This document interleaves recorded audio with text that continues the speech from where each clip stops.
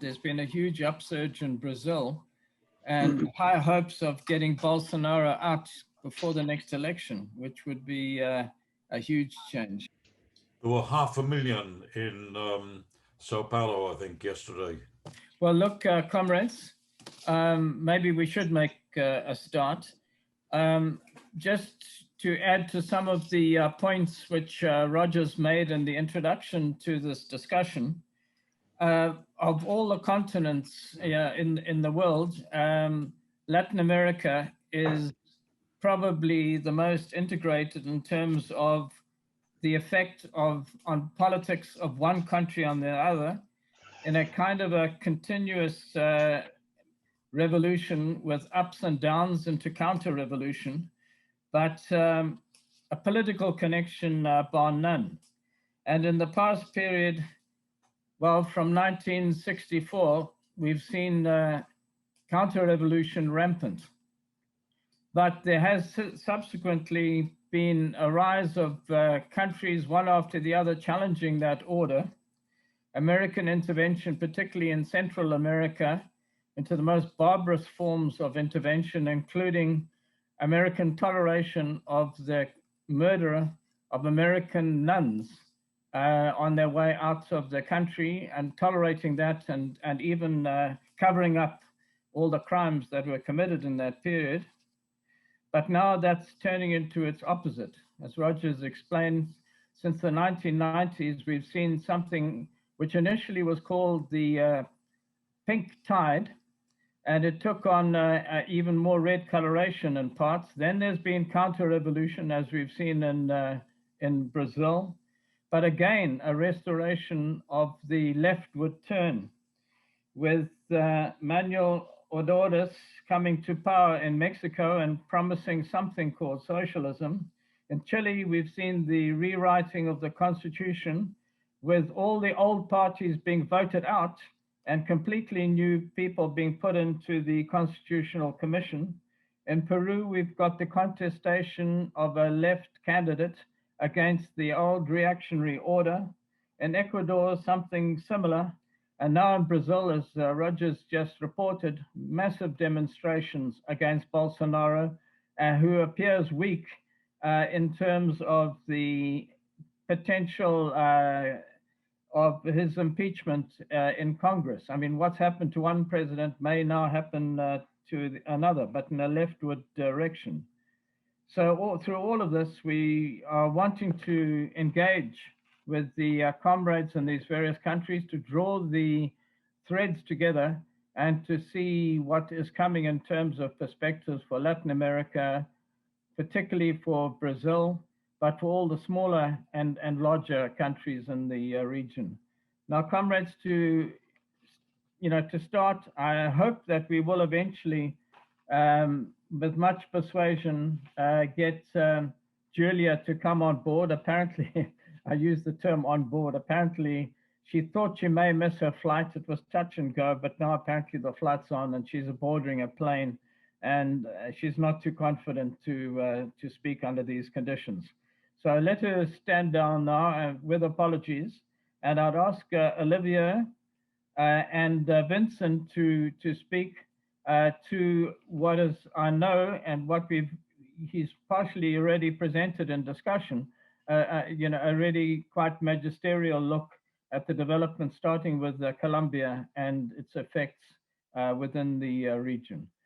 So comrades, I'm going to give you, Olivia, well, let's say 20 minutes, but I know it'll be long with translation, but let's see how we go. Olivia, would you like to speak? So, in the recent weeks, several important events stemming from the mobilization of large proletarian masses demanding democracy have taken place in Latin America.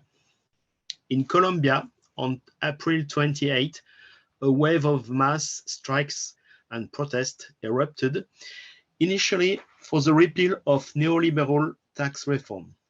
The repression with the killing of hundreds and hundreds and the withdrawal of the reform project did not stop the movement, which became a revolutionary wave calling into question the very existence of a military police state with mafia and criminal aspects. The struggle is organized around rally centers and roadblocks, rallied by the precarious, the natives, the unemployed youth, the students, the poor, etc. A first centralized expression of the movement was blocked especially by the unions, but the leadership hesitated between negotiations, calls for calm, or calls for days of general strike, which no longer corresponds to the real form of the movement, the sectors on strike having polarized large masses of young people, unemployed, and Indians. From the region of Cali, a new form of self-organization emerged, which had emerged in Bolivia in 1971, popular assemblies, regrouping into a National Popular Assembly. Its first meeting was held on June 6 to 8, and the second is called for July 17 to 19. There are delegates elected from neighborhoods or workplaces, as well as delegates from the most diverse organizations, trade unions, women's, natives, sometimes religious, and delegates from roadblocks and assembly points. Local people's assemblies and the National People's Assembly want to organize the paro, that's something like a general strike, on a prolonged basis, which the aim is ousting Duque, the president, from power. This is, it must be said, a proletarian revolution aimed at democracy and tackling in its rise all questions concerning the organization of society. In Peru, a different process results in creating the conditions for a revolutionary crisis. The presidential election of June 6 saw the victory against the corrupt ultra-liberal Keiko Fujimori, victory of Pedro Castillo, a non-party candidate but clearly marked on the left, whose popularity stems from the fact that he had led a general strike of teachers in 2017. Pedro Castillo is, however, a conservative Catholic, which, when it comes to societal issues and women's rights, the mass of peasants, wage earners, and poor people consider him as their president and begin to move. The right and the rich oligarchy want to drive him out as soon as possible. In Chile, the mass mobilization at the end of 2019, confronting the army and carrying out the general strike, finally imposed the election of a constituent assembly, but not having full democratic powers since the capitalist state's apparatus and the army, that one of Pinochet, are still there. The parties in power, all the rights and the bourgeois parties, were defeated by the popular vote, which at the same time favored certain traditional left parties, in particular the Communist Party, whose most of the non-representatives today are women, and independent candidates often issued from popular mobilizations. The question now is that of the full sovereignty of this constituent assembly vis-à-vis the state apparatus and the army still in place, as well as vis-à-vis the imperialist multinationals. We focus here only on the countries where popular movements with revolutionary reach have occurred recently and have had the most power. But no Latin American state today is spared by the wave of social uprisings demanding a real democracy, the end of misery and corruption. Nicaragua, Haiti, Ecuador, Bolivia, where the mass has returned to power but having lost some popular confidence, Venezuela, all are concerned. We must say a word about Brazil, because the victory of Jair Bolsonaro at the end of 2017, coming after that of Trump in the US, and after the imprisonment of the historic leader of the PT and former president of Brazil, Lula, was a defeat of the world labor movement. And So this weight on the balance of power across the continent. But the catastrophic handling of the pandemic under Bolsonaro is currently producing a wave of protest with a clear slogan: down with Bolsonaro, Bolsonaro out. The weight of Brazil and its working class means that if the masses in this country started to have the same level of activity in the forms of Colombia, Peru, or Chile, then one could speak of a revolutionary situation in this country and at the scale of the whole continent. But be careful, this is not, or not yet, the case. Most important political remarks need to be made to engage in a strategic discussion on this situation. First, these revolutionary or pre-revolutionary crises are already coming a long way. At the end of 2019, mass movements questioned the capitalist states and raised the question of power in many countries in the Near and Middle East, in Algeria, in Sudan, and in many countries in Latin America. Following the year 2019, the pandemic fell. This initially stifled or served to stifle popular movements, but this was only partial, and eventually this movement picked up again, often to the point where they had stopped at the end of 2019, as in Colombia. The Colombian paro is a result of the general strike, the first in the history of this country for decades, at the end of 2019. The election of a constituent assembly in Chile, the crisis in Bolivia, and also the rise of Pedro Castillo in Peru also come from this same wave. In all these movements, the use by the masses of old traditional organizations like the Chilean Communist Party and probably still the Brazilian PT, Workers' Party, combines and is often dominated by the appearance of Soviet-type forms of self-organization, but in the condition of Latin America in the 21st century, giving a great place, often even the first place, to the organizations of neighborhood, villages, and indigenous communities. Second, one aspect of this wave is also its very strong feminist dimension. Chile and Argentina in particular have seen massive movement opposing the Catholic Church on issues of women's right to control over their bodies. However, this question has long been a weak point of movements influenced by liberation theology and conservative positions dangerous for the cohesion of mass movements, of which women are a decisive component, are supported both by Catholic sectors and especially by evangelical and Pentecostal churches. Pedro Castillo's attachment to the patriarchy can thus quickly become a problem.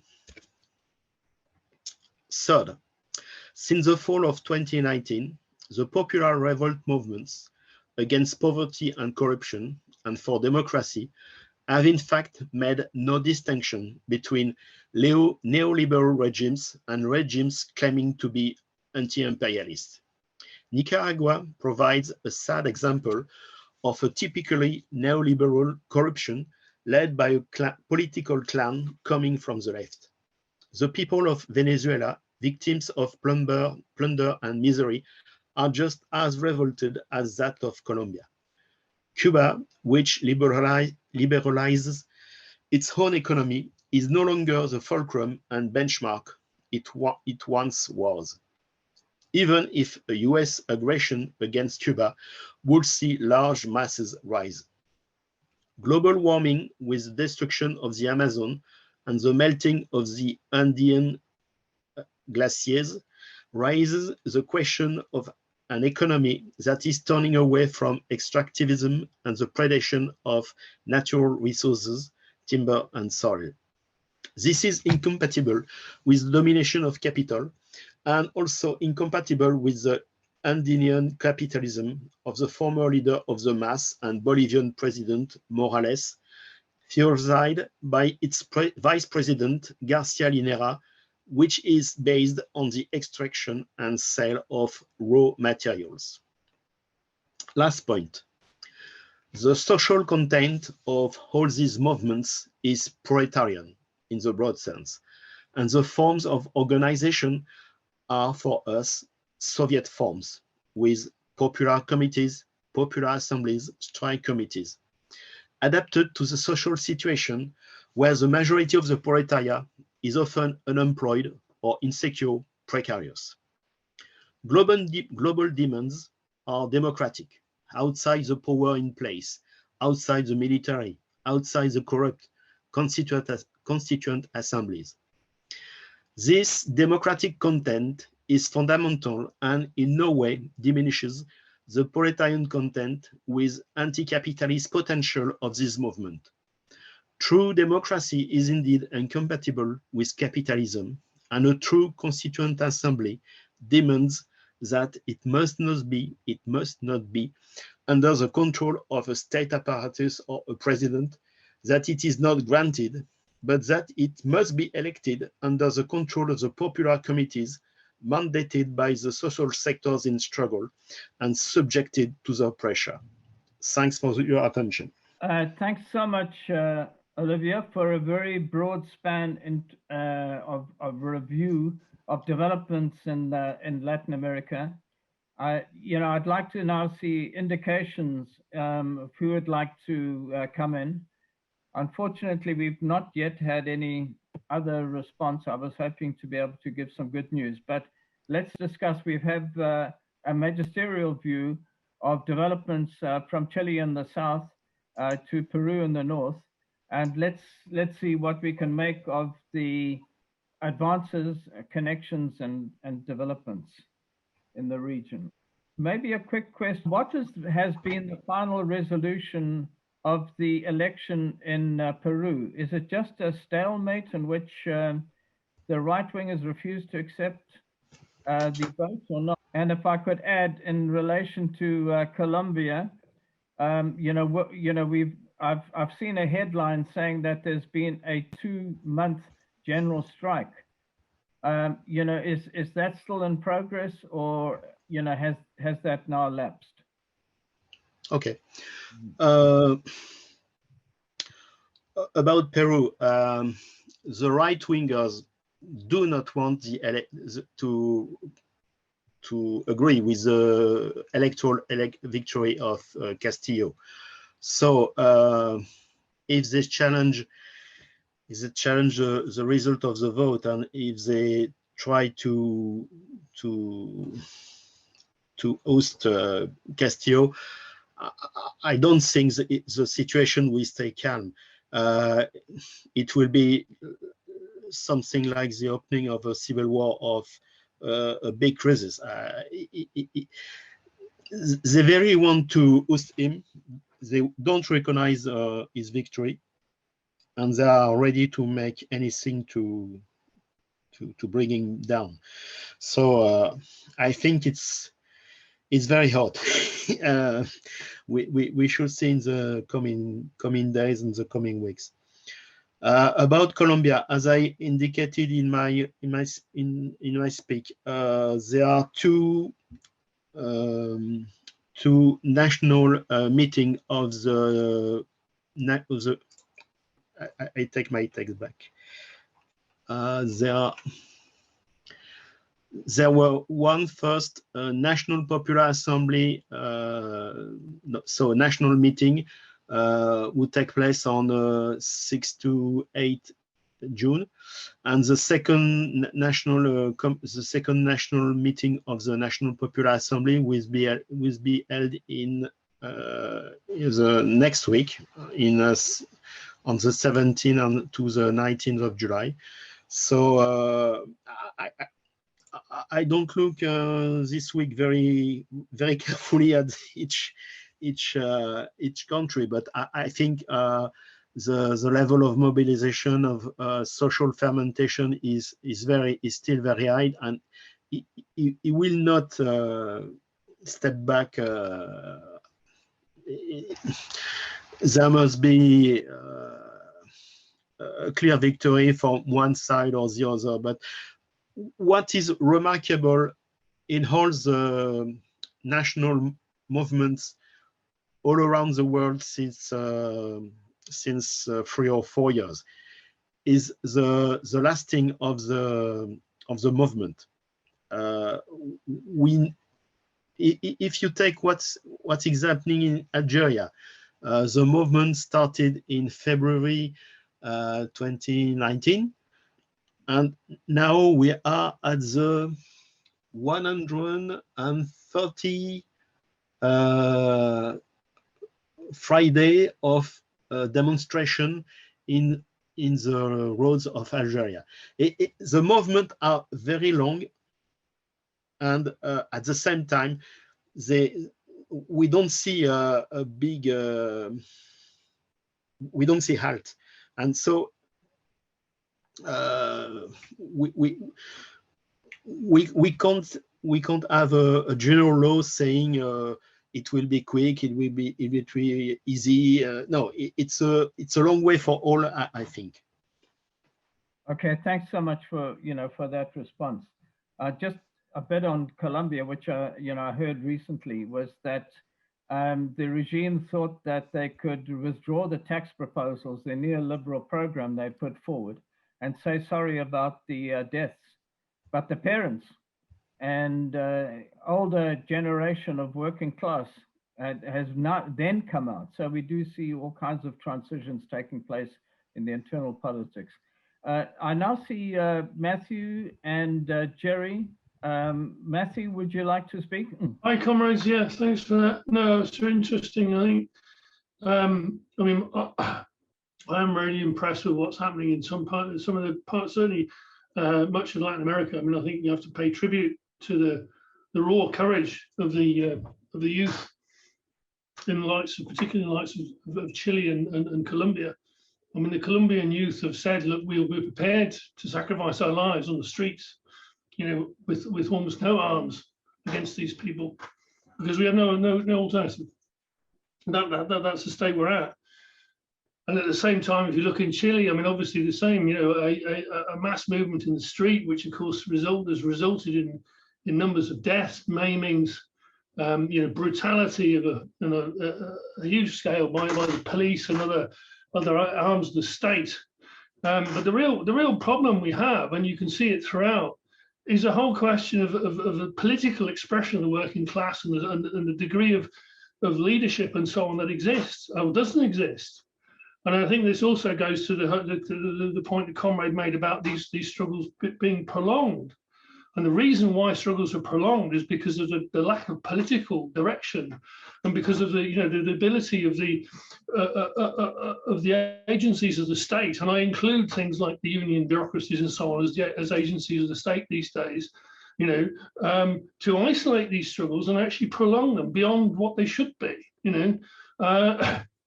And I mean, the thing is, it's also the fact that because of the lack of a political perspective and the political organization, you've got precisely the likes of this stuff in Chile, where a struggle that should have resulted in the overthrow of the government, certainly the bringing down of that government, has been diverted, particularly by the Chilean Communist Party and the influence of the Stalinists, which of course actually runs deep into the whole business with Allende. Previously, the overthrow of Allende was, the Stalinists were deeply involved in this also. Is that to divert this into this ridiculous constitutional question, rather than saying, well, look, this is actually far more fundamental question. And similarly in Brazil, where we see, I mean, the problem is, of course, that we're now seeing an effort to divert all this movement against Bolsonaro behind the PT, which of course is thoroughly corrupt and utterly an agency of the capitalists. It doesn't separate itself from the capitalists, has not said anything, actually has been around avowing itself over and over again that it will do what the Brazilian ruling class requires of it. And precisely the effort to use this instrument once again. Obviously it will fail, because clearly under Lula they could offer certain reforms and so on, and certain things which are no longer available and will not be available, and it will go down. But the point is that there is not the leadership of the working class. There is not a political organization, preferably a Trotskyist political organization, which is actually calling for the overthrow of the capitalists and building the basis for doing that. And that really is the core question. We can see it. I mean, I think it would be useful if we had some comrades from Argentina, where there is some quite substantial Trotskyist organizations to actually discuss their experience of that. And I think, okay, I mean, you can be critical of those guys, but at least there is that level of politics. And this, to me, is the core question that comes out of these struggles. Thanks. Thanks so much, Matthew. There's a number of really useful points there, in particular in relation to the prolongation, of these movements, not only in Latin America, but internationally, which is a major issue in terms of breaking the link somewhere in the chain of oppression. Jerry, would you like to come in? Yeah, I think both the questions that you asked yourself about Peru and Colombia are very interesting, because it's quite clear that the teachers' leaders won the election, but they're scared stiff of what's going to happen, not so much what he represents in himself, but the movement that's behind him. That's why they're postponing things as much as possible. The American government and the European Union are really shitting themselves. That's not where they're desperately calling for negotiations in Colombia, peace talks and the like. But when you think of it, from April in Colombia, from April till now, there's been a massive movement, and it's not been put out, and it's been massive repression. I'm privileged in the sense living in Spain, so I get a lot of stuff through WhatsApp groups of the videos that people take on the streets in Colombia and Chile and Peru. And it's just horrific what's going on there. The government seems to take an absolute decision. They're negotiating on the one hand, but basically they're trying to put things down as brutally as possible. Cali is the center of the resistance.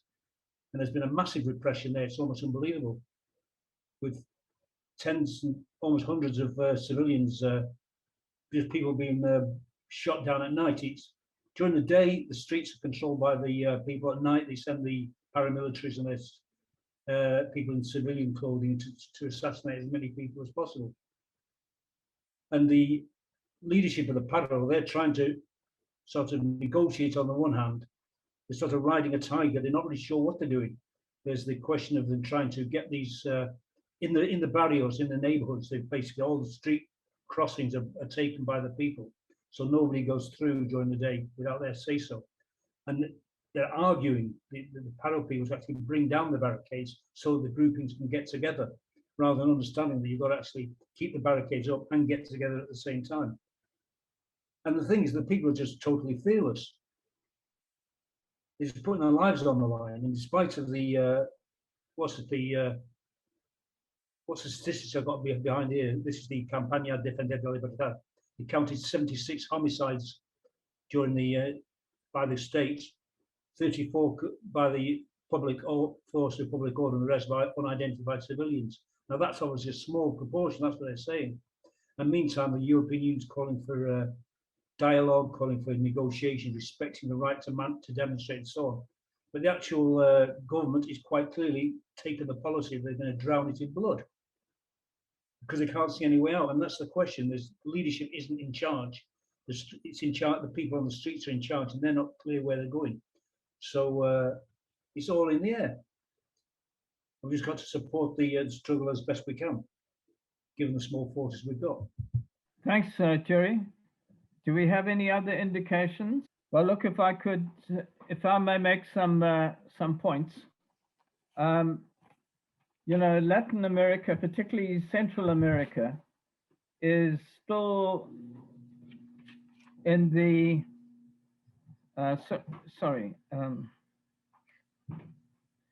it's still in the in the religious domain of the Catholic Church.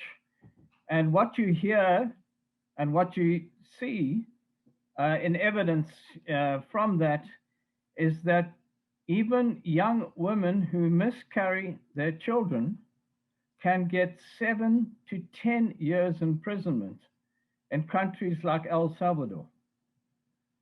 The barbarity of patriarchy in Latin America it really has to be seen to be believed. Imagine that. A poor woman, desperately poor, who lost her child, which she wanted to have, is then imprisoned for 7 to 10 years.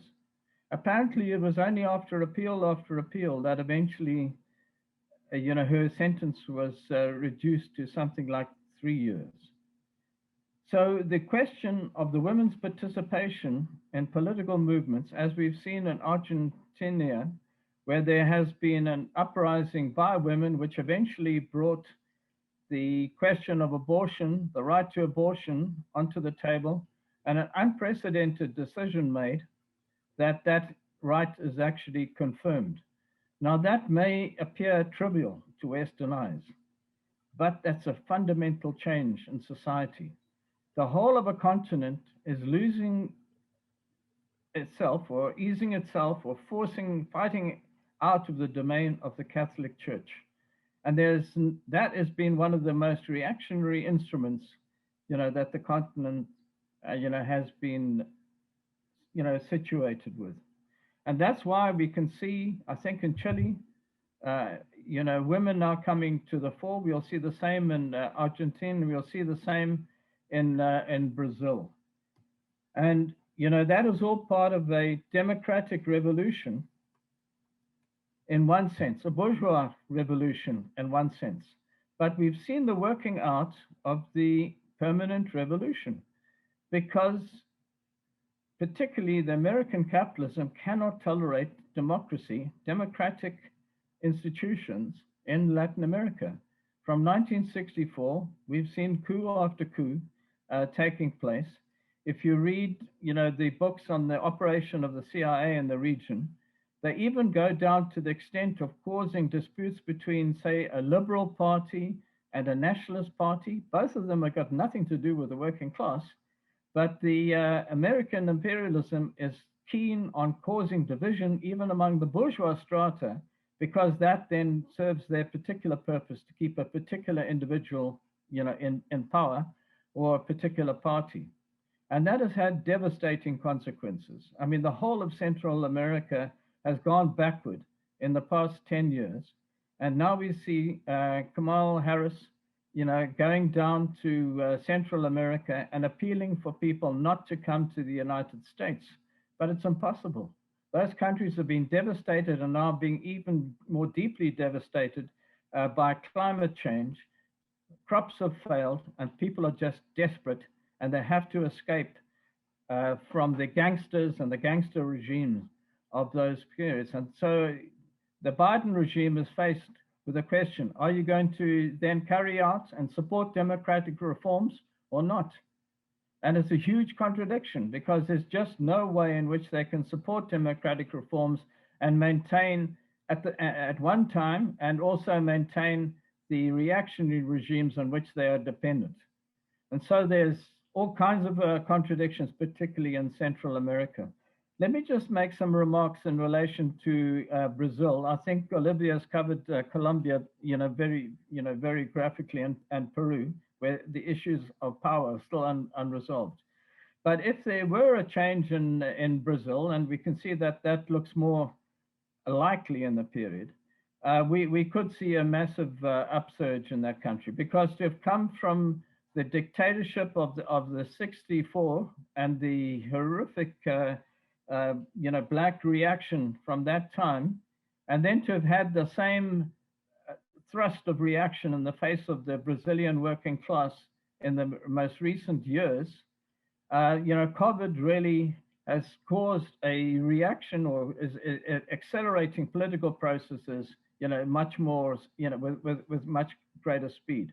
I accept the points that I think it was Matthew made in relation to the PT. But when I speak to PT members who are unfortunately not present right now, if there is anyone who's in the PT, please indicate and come in. But there is a huge loyalty to the PT. Unfortunately, it's displaced onto Lula himself in many ways. And as as Matthew said, there's corruption aplenty there, although the bourgeois, well, let's say the more reactionary elements of the bourgeois actually unseated the PT. It's now being confirmed that the extent of the corruption was nothing like, as was originally charged. So Lula is able to stand again. But the point about it is that there was no transformation. There were certain reforms actually did take place under the PT. For instance, the opening up of the universities to the working class. That was unprecedented, in Brazilian history. The cash payment for, very poor families, also the same.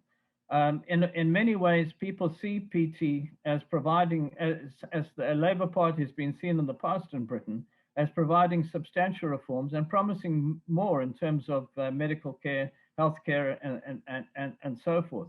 Now, obviously, they are, the Lula has made it clear, and the PT in general has made it clear that they're not challenging capitalism in Brazil, but they are promising, significant reforms in the process.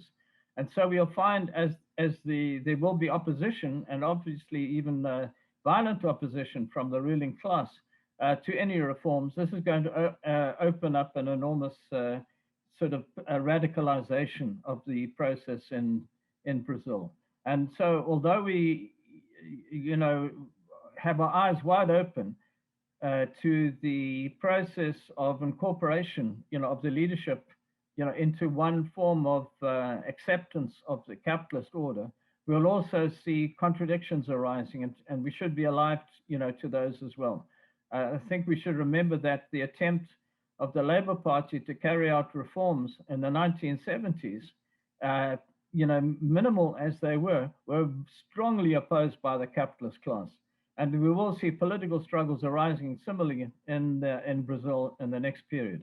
The advantage, in a sense, though, is that every other movement in Latin America, correct me if I'm wrong, Olivia, is basically a kind of radicalized democratic movement of some kind, not based on the working class, but a moving to the left, as we've seen in Mexico and in Peru. And I'm not sure whether that's also the same process in Bolivia. Whereas in the case of Brazil, PT is based on the unions, has very strong connections to the unions. And that is actually has a different character, and maybe will excite similar developments throughout Latin America. Let me close my points there. SR, I'm sorry, I don't know more than just an SR. Please come in. Can I just interrupt 1 second? I've had a message from a man so that he's been trying to get in for some time. I'm not sure who's hosting, but can they let him in? And there may be other people who've been queuing up. Yes, should I also add, I think Nara, who was also prepared to speak, has sent a sort of sick note, as mentioned that, she's just too ill to participate at this time, and we're very sorry that we're not going to hear her. She has made very important contributions in the past. SR, would you like to speak? Yes, thank you. I am Simon Rodriguez, a Venezuelan activist from the Trotskyist Party for Freedom and Socialism. I think that from the exposition we had, there are important elements to underline.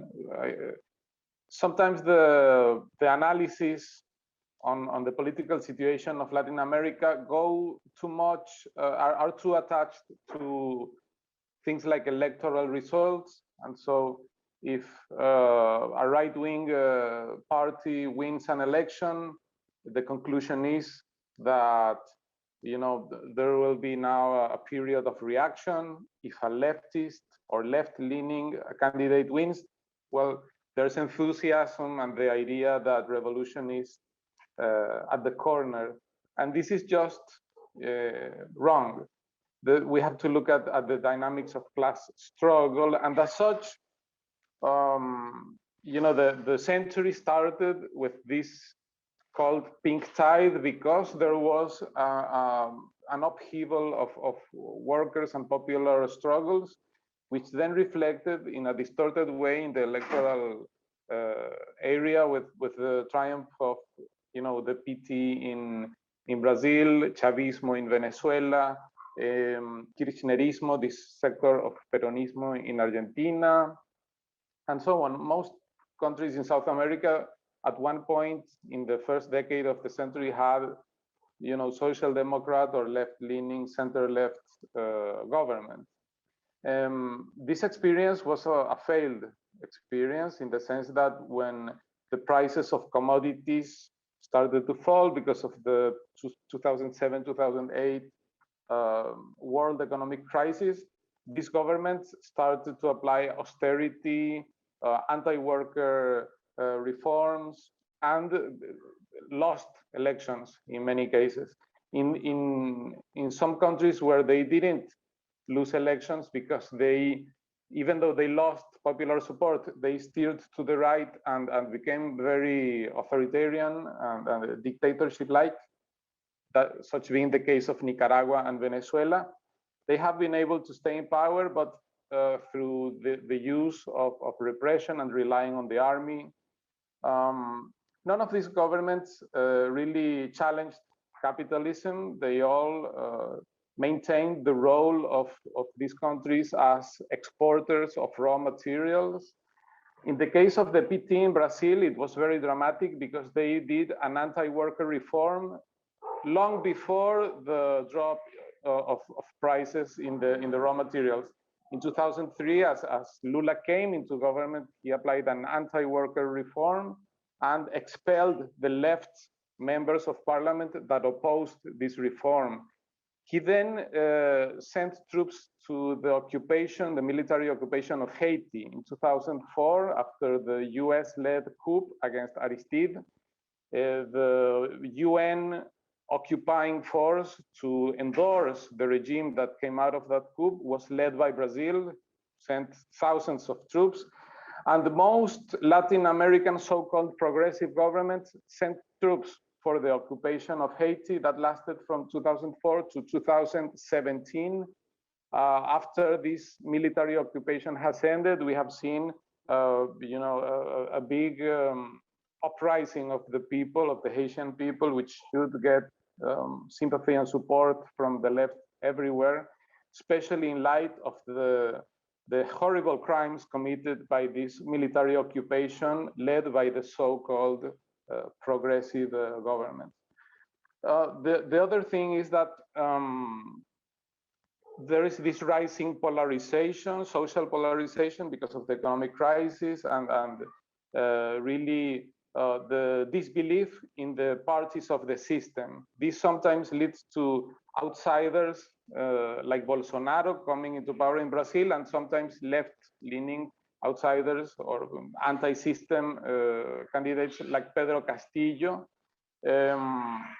But it's really an open situation. From 2017 until today, we had the rebellions in Venezuela, in Nicaragua, Ecuador, Chile, and so there's this situation, but it's not the same in all countries. In Chile, in Ecuador, in Peru, these mobilizations have left an open situation where new massive movements can develop, and in Colombia it's still alive. It's a live mobilization process. But in the case of Nicaragua, Venezuela, there were defeats for the people. These mobilizations were met with massive repression, and today there is not anywhere near the level of mobilization that we saw in 2017 or 2018. There are also regressive tendencies towards Bonapartism, which we see in Haiti, in Honduras, Nicaragua, Venezuela also. We see it in El Salvador. The attempts to advance towards dictatorial regimes. We could say they are weak dictatorships or try to come to some intermediate category to analyze them. But so this element I would add just to state that there is not a general uniform situation of advancement of class struggle, but it's unequal development. Some places there is an advancement for the working class, and in some places the working class is on the defensive, or even in some cases having suffered recent defeats at the hands of the bourgeoisie and the bourgeois state. That would be it. Thank you. Thanks so much for those points. I really think we all appreciate, your grasp of the situation. And if you do have some writing on that, I'm sure we'd be keen to engage with you. You've obviously given a lot of thought, to the whole development. John, would you like to now speak? Yeah, I have a question for Simone. I wanted to know what your view is of the general attitude amongst workers and youth in Brazil towards the PT. And what's your view that there's still a very strong loyalty, or as was said, as Dave said, that there's still a very massive loyalty to the PT. What's your view of that? It's a mass party that gets a lot of votes. There's no doubt about that. But regarding the youth, especially, and also the working class to a certain extent, we saw a very important break in 2016, which was under Dilma government. It was similar in a sense to what has happened, in Chile and Ecuador and Colombia. The protests start with a minor issue like the price of transportation, but then it develops into a questioning of the whole of the regime and of the government, because there is an underlying discontent with the regime that is more general. The spark that flares up, it might be a secondary issue, but then things go well beyond that specific thing. And in 2016, there was this massive protest, especially by the youth, against the PT government. The PT government is a party of the system that does alliances with all sorts of right-wing parties at the state level or municipality level. It's really a party of the system. And regarding working class support, we have to understand that Lula was jailed without too much resistance because the working class never mobilized or did anything. This speaks of the PT leadership, of course, that didn't want to go to a full confrontation, but also of the fact that really the working class was not putting, its full commitment to the defense of Lula. If there were to be an election, however, all polls indicate that Lula would win in the first round. That would also be an element of voting against Bolsonaro. But I would try to differentiate those two levels. One thing is, the militant support and enthusiasm that there could have been in the first government of Lula, and the current situation of the PT, where really there's not a lot of enthusiasm at all about it. But many people would use it as a tool to get rid of Bolsonaro, which is legitimate. There is a party to the left of the PT where there are debates on how to relate to the PT, which is the PSOL, the Socialism and Freedom Party of Brazil, which came out of the expelling of the left sector of the PT in 2003. That's where the left votes tend to go, the more conscious left votes. But so I would say that this is the sort of the situation of the PT. They control the major union, which is very bureaucratically and pro-boss oriented, the CUT. So they have an important base, but it's by now it should be regarded as a party of the system. Okay, Thanks for that. Silvana, so pleased to see you. Thank you. Okay, please come in and pass on your ideas. Okay. I think in the beginning, PT didn't want to ask for Bolsonaro impeachment because they believed that the people voted on him, so that he should be able to govern. He should be able to finish his mandate. But the thing is, like, when he was not capable to do the basic, like having the people vaccinate and protect the people against COVID, I think PT decided to support all the movements that were building up. So for the last 2 months, they start like having plenary, have a meeting all the time to decide what strategies they were going to use. So they decided to go to the street to protest against Bolsonaro.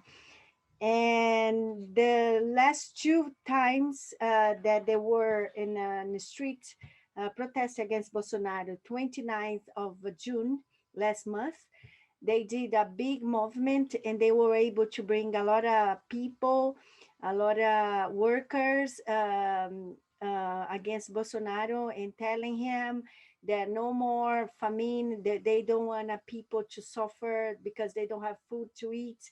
They want a vaccination, they want a food on the table, they want the aid emergency money that they could be able to survive, because people need to go work because they were not given any kind of support for them to stay at home.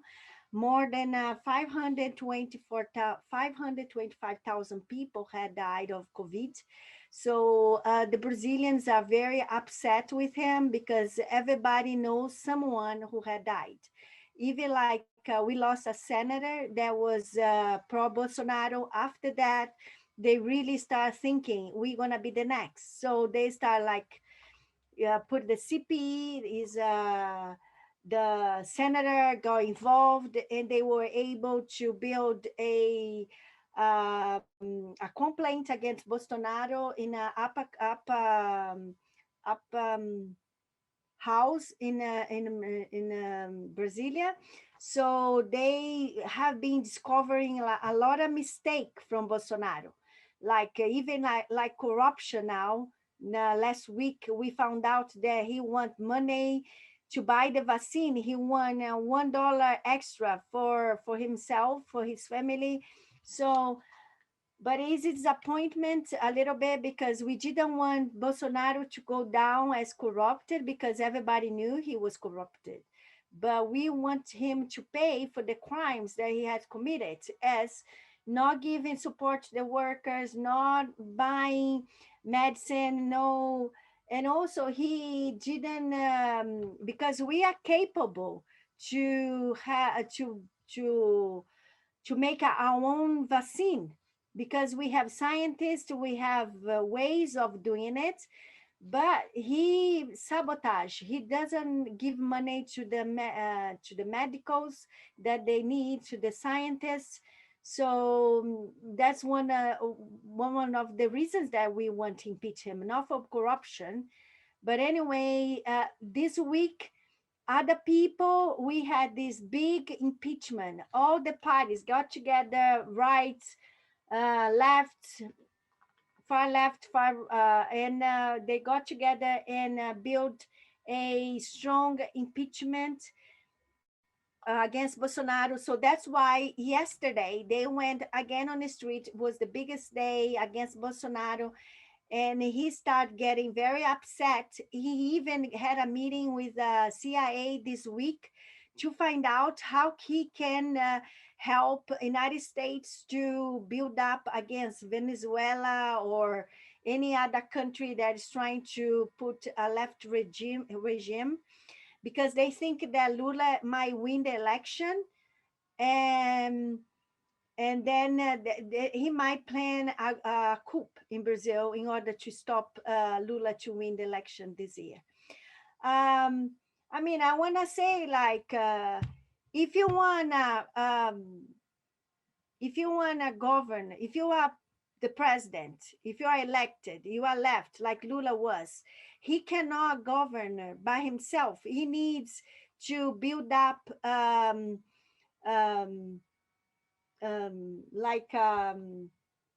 he needs help from the other parties. Not that he wants to talk to them, but if you are elected, who are you going to talk to? You're going to talk to the people that were elected.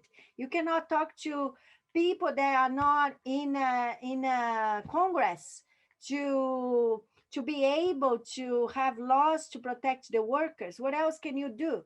So now PT is trying to build up from the bottom. They got a lot of committees. They have nucleus like we have here in London.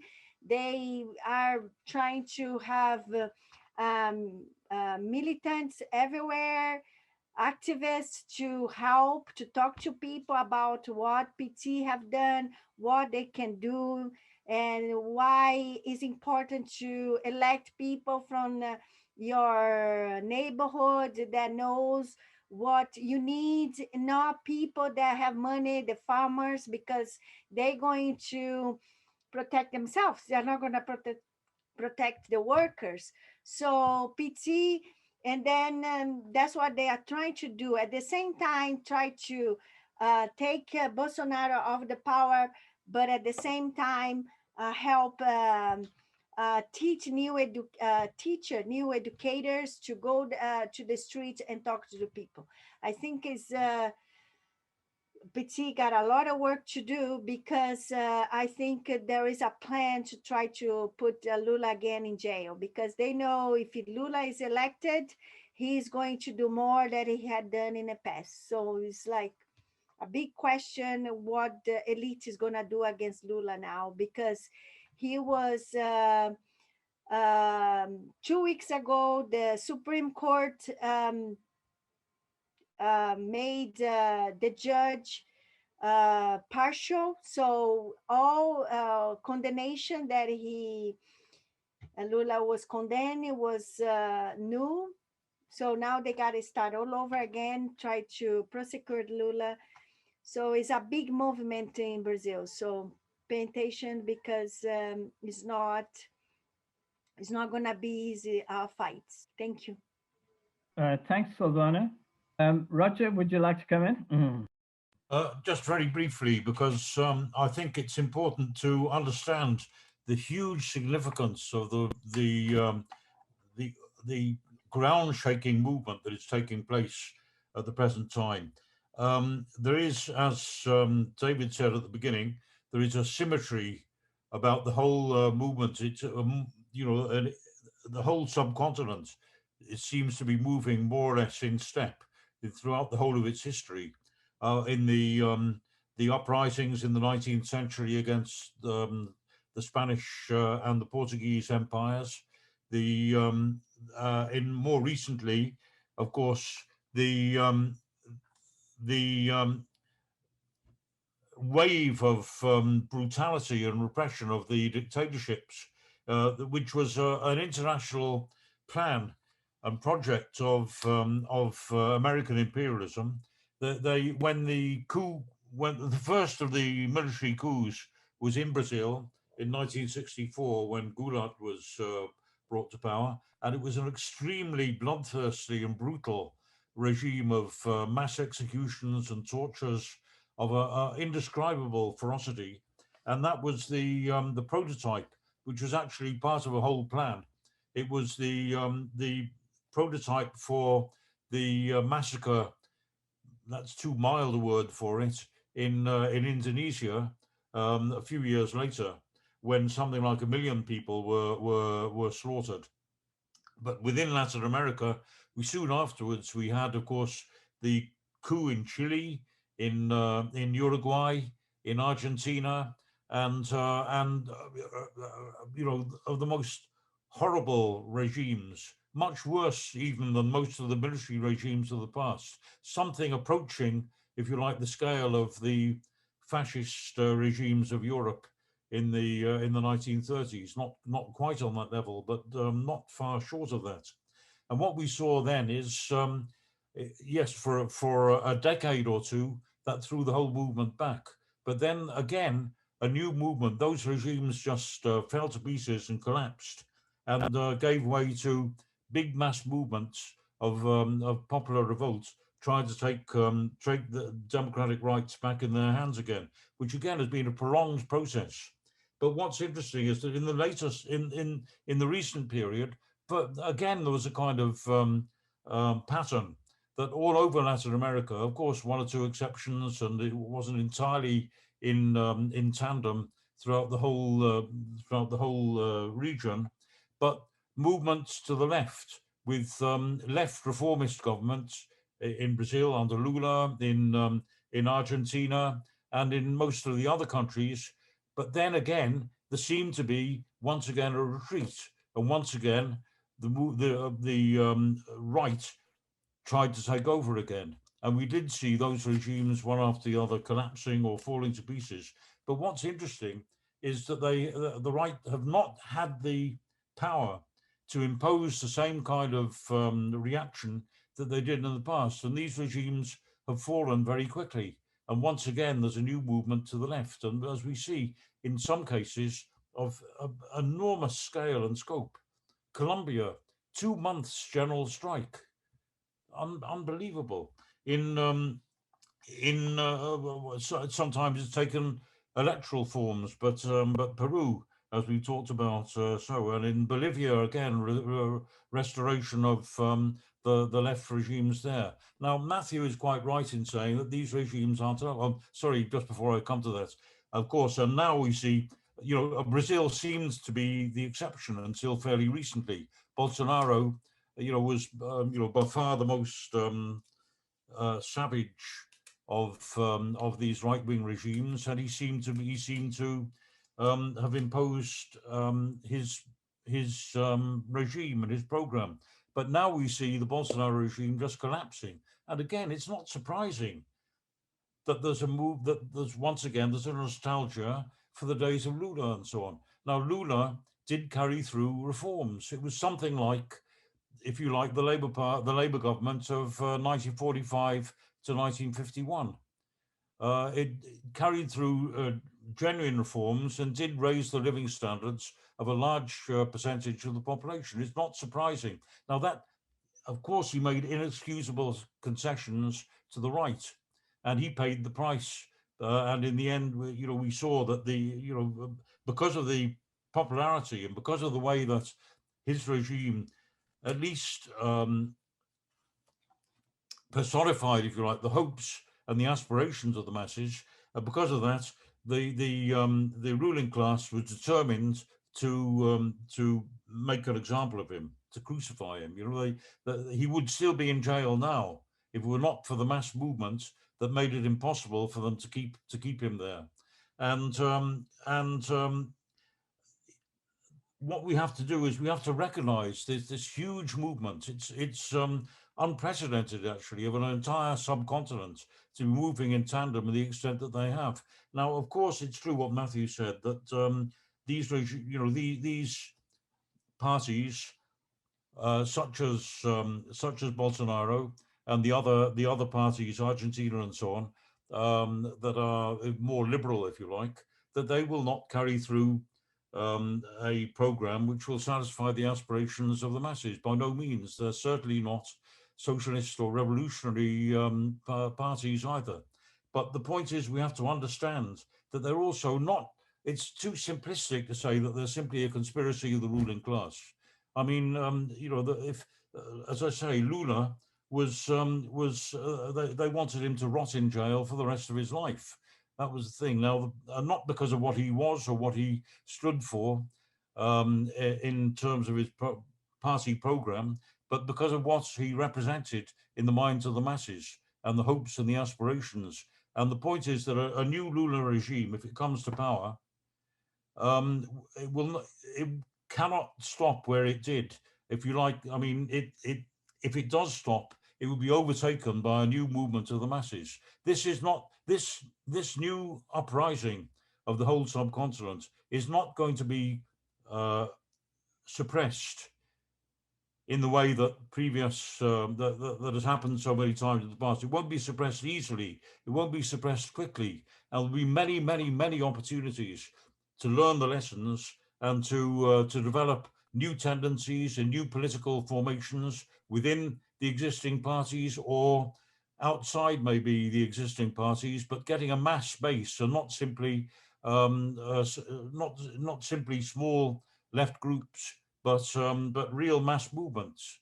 And I think you know, well, that's really what I wanted to say. That I think that this movement in Latin America is very significant. And also, of course, we have to put it into the context of a huge uprising around the world. Latin America is probably at the forefront, but Africa, almost every country of Africa, we see this huge movement in Swaziland, which is, I mean, a little tin pot, you know, tin pot regime. But we see what incredible heroism and courage the people, I think they call it Eswatini now, are showing. The movement in Myanmar to resist the dictatorship. Again, incredible courage and incredible. It just you know, the regime has not been able to suppress the resistance. And again, well, India we talk about all the time, but general strikes of 250 million people. I mean, it's just unprecedented. And of course, the mass occupation of the capital by 300,000 farmers.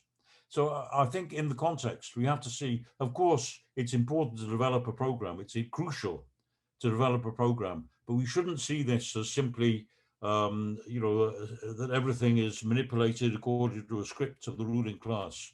We can trust the working class and the oppressed populations of these countries to learn the lessons and to develop the political leadership and the political formations to be able to carry through this movement to a conclusion.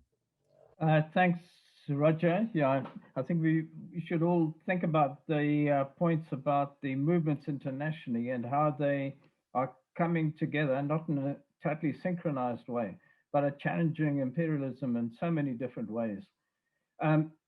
John, would you like to come in? I don't know who implied that we should think of this as simply something manipulated by the ruling class.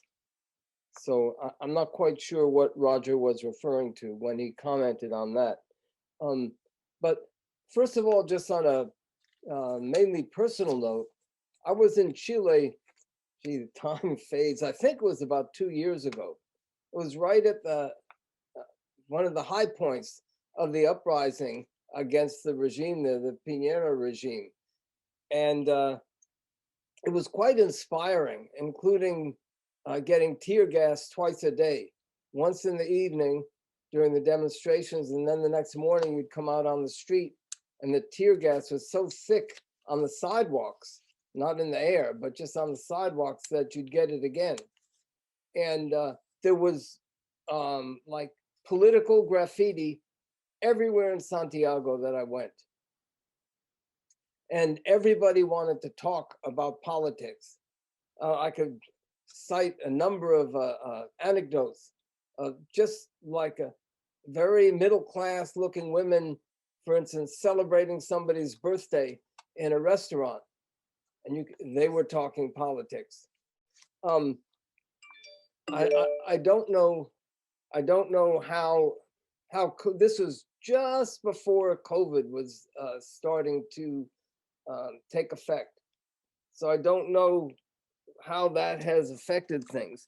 But, you know, we do see, of course, see these uprisings everywhere. But as Marxists, we also have to go beyond just being inspired by them and think about where it's headed and how we as a tiny little force can be involved, and what are the perspectives, and sometimes that's not the most pleasant thing in the world. And I wanted to comment about the PT, because I think that Lula, the neoliberal policies that he carried out, yes, he also carried out some reforms, but he also carried out neoliberal attacks on the working class, and also his participation in an imperialist venture in Haiti. I would bet that 5 years or even 1 year before he came into power, if you had told him that he was going to be doing that, he would have said that's a dirty lie. And I think that's the case for a lot of other people. I think probably Ortega is a similar example. And so the point is that what their on the one hand, what their social base is, and also how they come into power and in what situation they come into power, that matters a lot.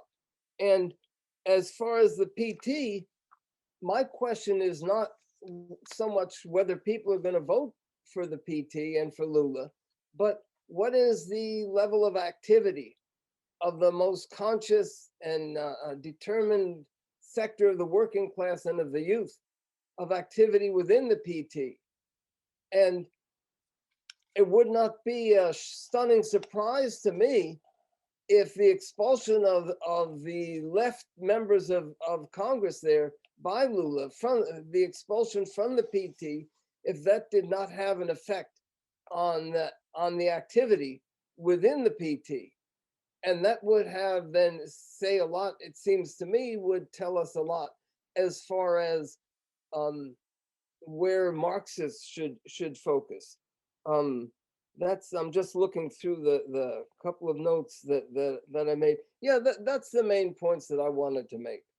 And as far as the PT, as I said, it's an open question to me, and I'm not saying it is one way or another, but I think that those are some questions that we do have to consider. Okay, thanks, John. Do we have any other indications now? Could I make, sorry, Aman, we'd be pleased to hear you. Thank you very much. I hope you can hear me. I'm sorry I was a bit late at the beginning. I think that there are very important issues with regard to Latin America in terms of changes and in terms of what is actually happening there. Mass movements everywhere and the changes that even Roger mentioned across in many parts of the world. But I think the question does remain as to the extent that the working class actually seeks its independence in this scenario. That is the big question. To what extent would it be possible for the working class to actually form its own independence in this situation? So I think the task on the Marxists are huge at the moment. And the idea would be, in these conditions, which is the conditions of crisis across the world, in the condition that variety of organizations and, if you like, in power or in opposition within Latin America have expressed their opposition. The extent that the working class can actually separate itself and form its own independence is crucial. So my sort of comment would be in the case of how, in these conditions, we could actually advance it further. I think the talk that was given, and I managed to get part of it, was on the fact that some think that, oh, part of the left has got into power, or the so-called left has got into power, and hence there is room for advancement. And the extent that it is possible for that left to be actually exposed to a large extent, so that the working class can actually put its own alternative. So the big question comes in, to what extent or how much has that independence been formed in these current conditions, which I think is crucial. And let me just give one example of that and where we could see this. For example, in Iran, at the moment, we have massive oil strike going on. And it was interesting that as soon as we see something like that, the idea there is on lack of separation and divisions which are taking place. And from the unions in Pakistan came the news yesterday, or that across different parts of the world, in terms of importance of the unity of the working class in order to actually raise his voice separate from the others. So I think the same question happens. And in Iran, we have a lot of interest, for example, in what happens in Nicaragua, because they had the same uprising at the same year that we had. Ours went one way with the bourgeoisie, Nicaragua went the other. And today we're seeing a lot of protesting all over Latin America. And to what extent it is possible for the working class to say, look, enough is enough, and how it will separate itself from the rest of, I think, partially of the left side of the bourgeoisie. That is the big question which still remains. Thanks. Thanks, Ahmad. Could I just raise a point? I hope I'm not coming in too much in relation to just formal bourgeois democracy. I mean, this is almost an unknown concept, actually, in Latin America. In other words, the freedom to organize without repression, the holding of democratic elections without all kinds of interventions taking place, and so forth. I think the fact that in Peru, the bourgeoisie is not prepared to accept even a left, somewhat left candidate to come into power, shows something of the operation of the permanent revolution. I mean, I'm raising it as a question because it seems as though imperialism cannot tolerate genuine and democratic transitions in any way, and has to come out against them. And that is a point which I would like Simone to also consider in relation to the work. In other words, it's not really only that a left party is coming out and will or will not carry out reforms. It seems that the bourgeoisie is not even really prepared and now to accept, democratic transitions where it goes from one regime of the right, to something on the left. Anyway, I'm sorry, I've come in a little bit too much. Ed, would you like to come in? Yes, thanks, David. Just briefly, I mean, I think this has been a very, very interesting discussion, and I've learned so much, particularly from the comrades in Latin America, Silvana and we're calling him SR, the other comrade. Anyway, I've learned so much from your contributions. Just one thing. I mean, the comrades seem to be sort of some comrades are not sure how things are going to develop and where or how the new steps forward that need to be taking place are going to emerge. But I think that, I mean, the one factor that gives me enormous confidence, and I had the advantage of having pre-read Olivier's initial statement and was sort of able to more perhaps absorb it, that Soviet type forms of organization are in existence on the ground in many of these Latin American countries where we're talking about community committees based on trade unions, community associations, organizations of working people locally. They are in the process of forming and developing policies, in the process. I mean, this is not dual power. I'm not talking about dual power, but these are the kind of working class initiatives that can lead towards dual power. So when comrades say, how can we be sure whether the PT is the party where things are going? Of course, nobody's sure where things are going to develop. What we can be confident of is that, when you think of the questions that are being raised in these meetings, in Colombia, there's been a 2-month general strike. In many Latin American countries, women are coming to the fore in challenging the traditional assumptions of the Catholic Church. that if the final outcome of the election in Peru turns out to be a matter of contest, it could lead to civil war. I mean, these are issues that really overturn the status quo in Latin America. And if the masses are on the streets, which has been reported, if there are questions being raised that challenge the status quo, all the previous conditions that allowed the ruling class to hang on to power, and if Soviet type forms of organization, workers' own organizations that are independent of the influence of the bourgeoisie and have the capacity to challenge governmental power. If these factors exist, then we can be confident. We don't have to argue about, which party will be the party where the movement starts. What we can be confident is the working class are capable of taking the next steps. And of course, part of developing the next steps is precisely discussions like this, where we, as Marxists in other countries in the world, can learn and perhaps bring a bit more experience to bear on these huge developments of consciousness that are already, as has been evident in this meeting, are already taking place in Latin America. That's it. Thank you, David.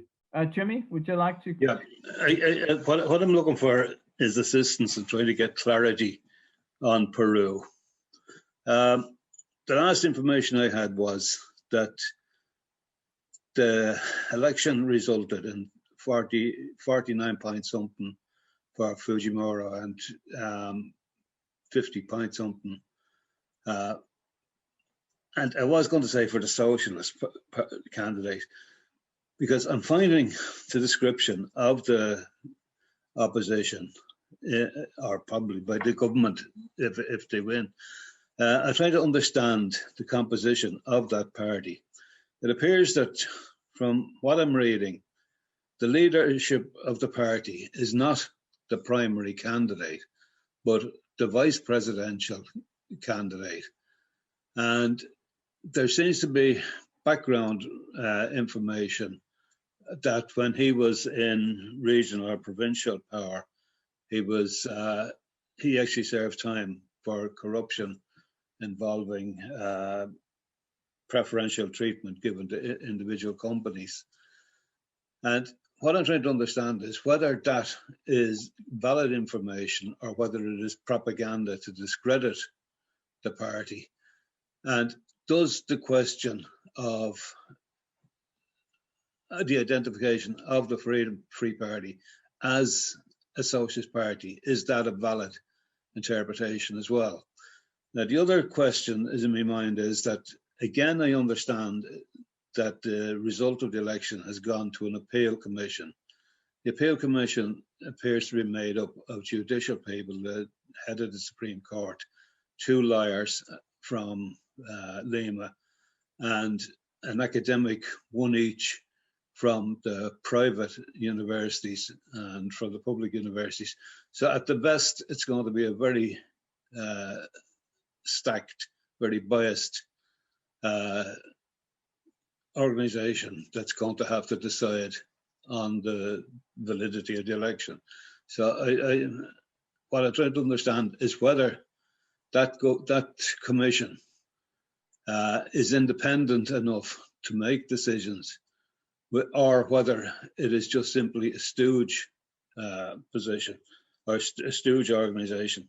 And the other thing that's the final point, I understand that despite there being a lot of wealth in Peru, including a very high export level of natural gas, there's still a 20% of the population designated as below the poverty line.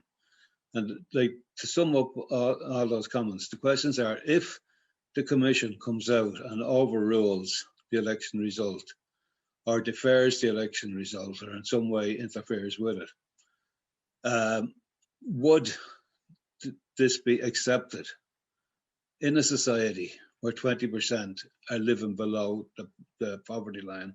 And whether, if the workers and the unemployed resisted, whether the political opposition would rise to the occasion and attempt to push forward socialist policies. So there are a lot of open questions. I'd just like a little bit of assistance with them. Okay, thanks, Jimmy. John, would you like to come in? Well, I'd like to respond to some of the points that Ed was making. And nobody is suggesting that we have to or can be sure of the outcome of anything in this situation. I myself, I mean, I've continually said that the only thing that's certain is uncertainty, you know? So that's not what we're asking, nor, at least for myself, am I suggesting that we can be certain about which party will lead a movement, which party will come into power, or anything like that.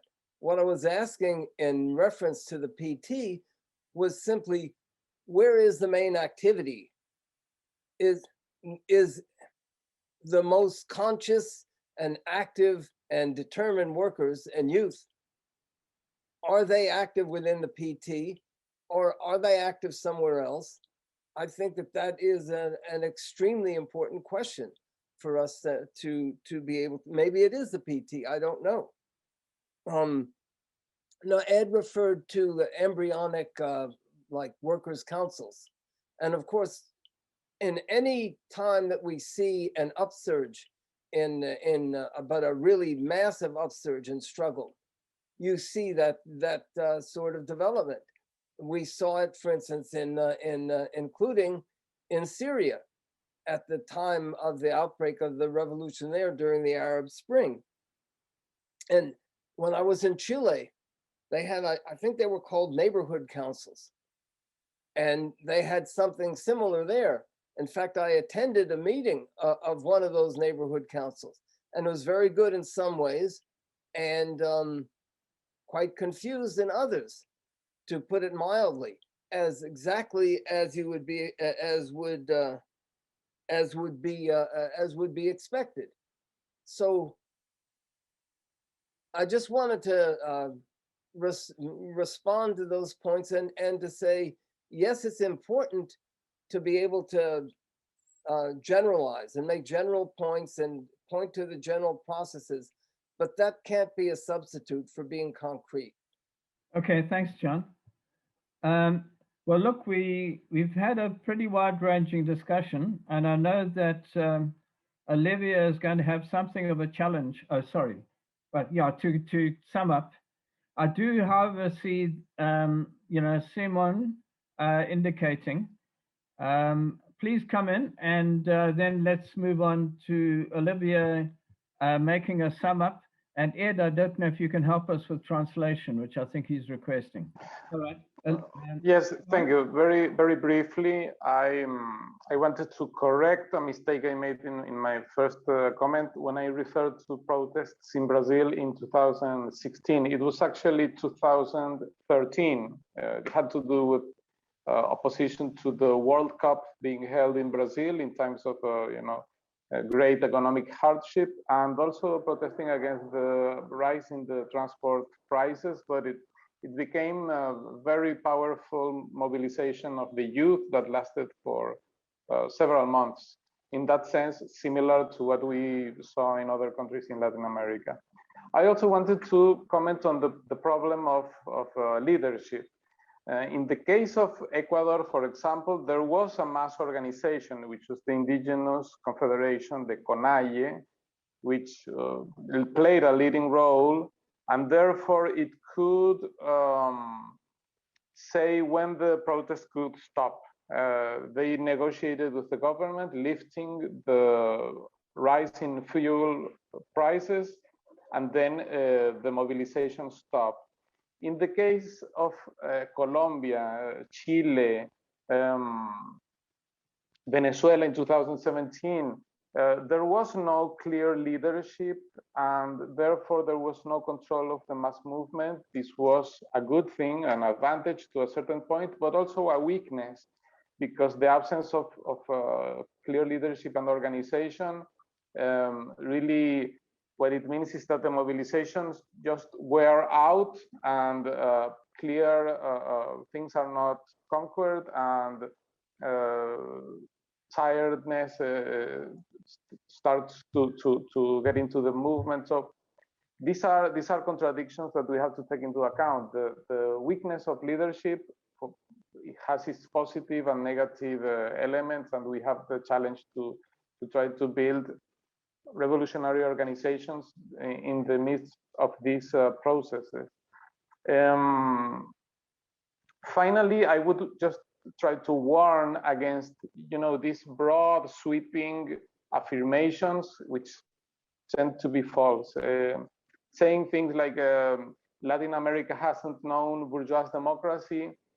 Well, it has had in many countries decades of bourgeois democracy. Peru itself, after the Fujimori dictatorship fell, has had about 2 decades of bourgeois democracy, and Brazil, some more decades of bourgeois democracy. Venezuela had 5 decades of bourgeois democracy until 2016, and so on.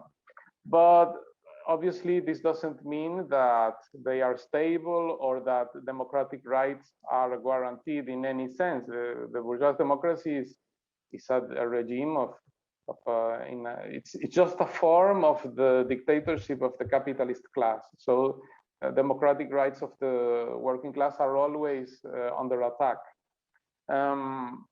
Also, when we look at the pink tide or the left-leaning governments, they undertook some reforms, but they themselves then undertook the job of undermining what the people had gained, and that's why they lost popular support. So they shouldn't be seen unilaterally as just positive governments that pursue positive reforms. They also undertake counter reforms against the working class, repressive policies. They militarize the favelas in big cities in Brazil, in Caracas, in Venezuela.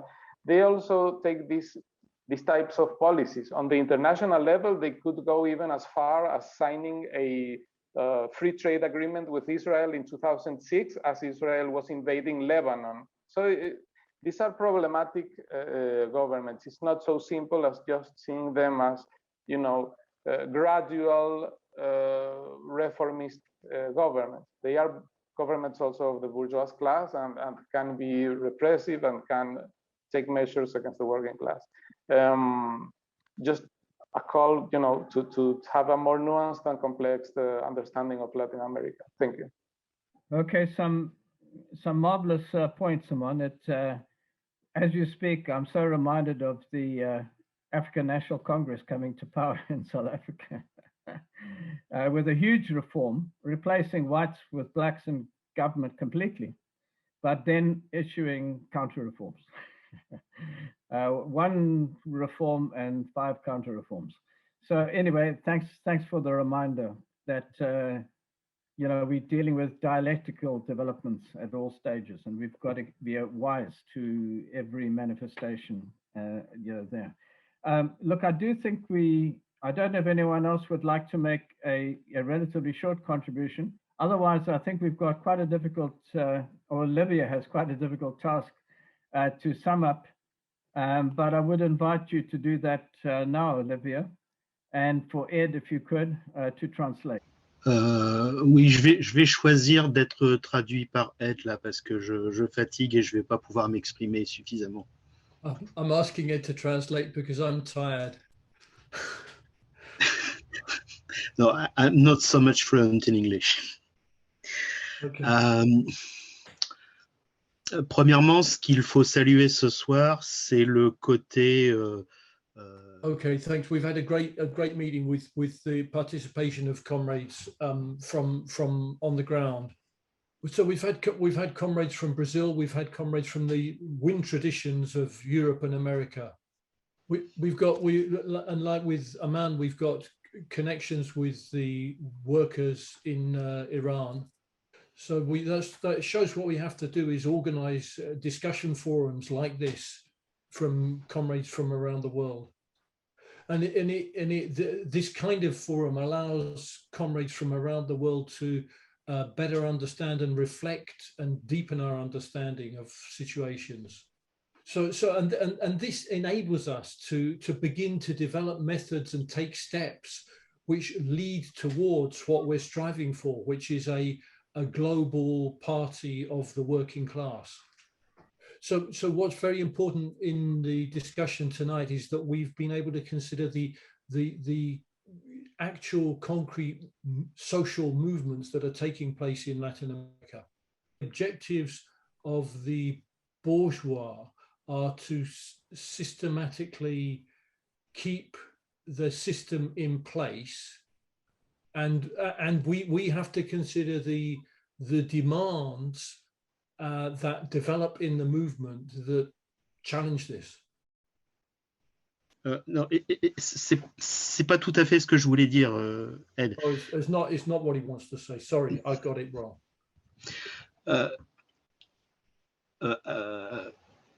À côté des revendications économiques immédiates. So around economic demands, the political objectives of these movements. So our demands around different forms of state, which are democratic or military. Or Bonapartiste. Or Bonapartiste, yeah. So apart from immediate minimal democratic demands, there's also the question of power, and that question arises around a self-organized movement. Even if there is in certain countries there's an influence or there are currents of traditional organizations at work. Influence qui peut être négative, bien sûr. And of course that would be a negative influence for sure. Okay, so but nevertheless, if there is a movement that's got a kind of Soviet kind of approach to this, it's nevertheless something crucial in the movement. So this is something that can lead us towards where the movement is going, and it won't take place in just a short time, but it ultimately it can lead either to a big victory or a big defeat. Oh, and as regards to all the questions around climate change, but particularly with regard to the issues around the threat of the destruction of the Amazon rainforest. Okay, and the melting of the glaciers in the Himalayas. No, in the Andes. In the Cordillera, the Andes Cordillera in Latin America. In Latin America, yeah, okay. And so the survival of millions of people is posed in the context of whether capitalism is going to survive. Et nécessairement, il va y avoir une confrontation sociale. La question est de l'aider à l'organiser pour qu'elle soit victorieuse. And so necessarily the question arises of social organization such that the movement against capitalism can be victorious. Je crois que avec notre activité de discussion et d'organisation à travers le WIN, nous apportons notre modeste contribution à cette action. And I consider that with our method of approach, our discussion and our activity in WIN, we are contributing to that kind of organizational development. Yeah, that's all, comrades. Okay, merci Olivier, très bien. Olivia, many thanks for a difficult task and for Ed for stepping in. Thank you. We should be celebrating a little further south the full continental liberation of the various countries that colonialism has left us in Latin America. And maybe it's opportune on the 4th of July to have such a discussion and to renew that commitment. It's also, by the way, the Independence Day of Namibia, which tried to follow suit with the United States. And at the moment, a number of the comrades are texting me and reminding us all that thousands of guerrillas died in that fight, not at the hands of the enemy, but at the hands of the liberation movement. And we're still counting the toll. So we know that we have to have very active distrust of the movements which claim to represent the people and claim to represent the workers, as we have voiced, here in our discussion. I just thought I'd mention that. So thank you again all for participating. It's been a marvelous discussion. I've learned so much, and I've got many fresh questions. So, appreciate, Olivia, you've done diligent work on following particularly the Colombian revolution and have broadened that out. And I think all our contributions have added, to our interest and to the perspectives.